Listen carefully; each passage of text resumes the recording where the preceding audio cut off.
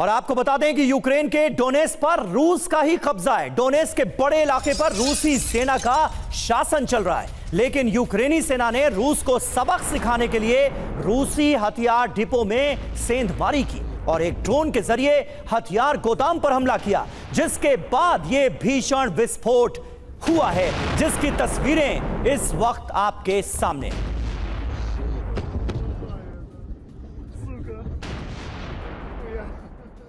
Ukraine ने drone से कैसे हमला किया, तस्वीर आपने देखी। अब डोनेट्स्क हमले के बाद ही रूसी सेना भी अलर्ट है और पूरे इलाके में सेना को अलर्ट किया गया है। हमले के हताहतों की संख्या फिलहाल जारी नहीं हुई है, लेकिन यह साफ है कि दावा किया जा रहा है कि जहां रूसी सेना कब्जे का दावा कर रही थी और जहां उसने हथियार डिपो बना रखे थे, उसे इस हमले में उड़ा दिया गया है। और यही वजह है कि अब रूसी सेना डोनेट्स्क के हथियार डिपो पर हुए हमले के बाद पूरी तरह अलर्ट है।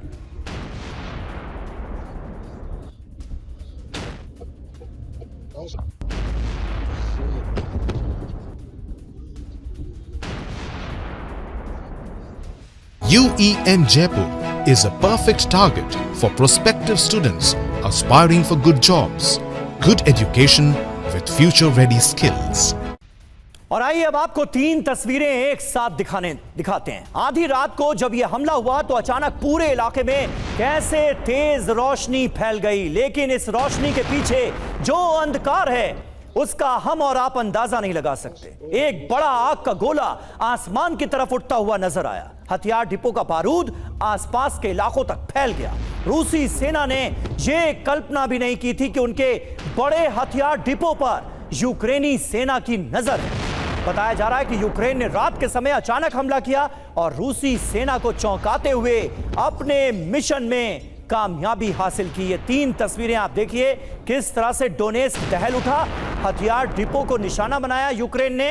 रूस का यह हथियार डिपो पूरी तरह से हो गया तबाह।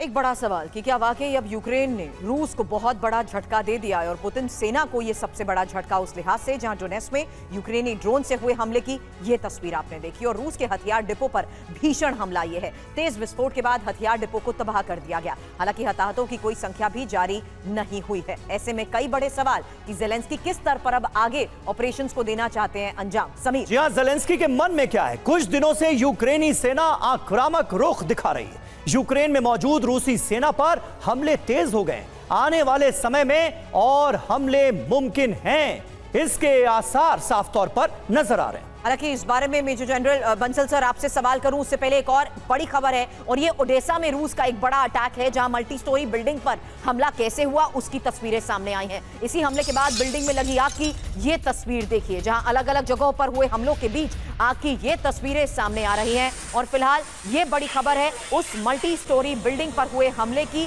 जहां ओडेसा में ही रूस का ये बहुत बड़ा अटैक है। ऐसे में बंसल सर ये बताइए, क्या यूक्रेन ये मान चुका है, ज़ेलेंस्की ये मान चुके हैं कि यूक्रेन में उसके पास खोने के लिए कुछ नहीं बचा, तो रूस जिस स्तर पर यूक्रेन के इलाकों पर कब्जे का दावा कर रहा है अब उसे वहीं पर डिस्ट्रॉय किया जाए?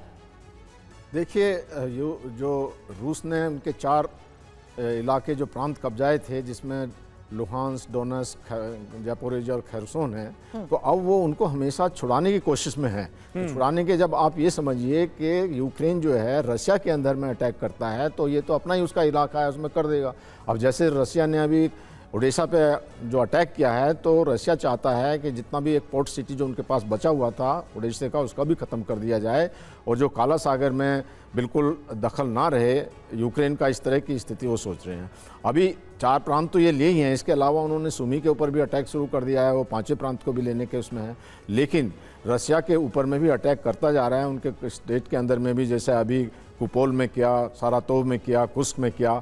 इस प्रकार से जैसे 5 सिटी के ऊपर रशिया ने अटैक किया, उसी तरह से यूक्रेन ने किया है। यूक्रेन बराबर अटैक करता जा रहा है और उसको जो है रशिया काउंटर करने में इतना नाकाम है कि जो कि अभी रशिया का मन में ये था कि भाई वो अपने पास में ये रख ले, और जब फ्रांस के जो प्रेसिडेंट से बात हुई है तो उन्होंने क्लियर कर दिया है कि जो हमारे कब्जे में है हम उसको अपने पास में रखेंगे।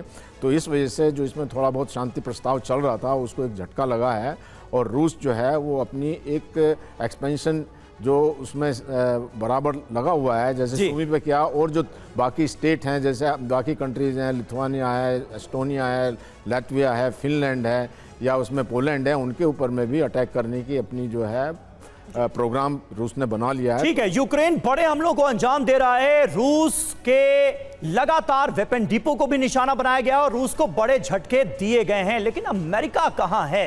कल अमेरिका ने यूक्रेन को झटका दिया और यह ऐलान कर दिया कि वो अब यूक्रेन को हथियारों की सप्लाई नहीं करेगा। इसके जवाब में आज यूक्रेन से बड़ी खबर आई। अमेरिका से हथियार ना मिलने के फैसले के बाद अब यूक्रेन अपने सहयोगियों के साथ मिलकर हथियार निर्माण करेगा। यूक्रेन यूरोप के कुछ देशों के साथ मिलकर हथियार प्रोडक्शन की रणनीति पर कर रहा है काम।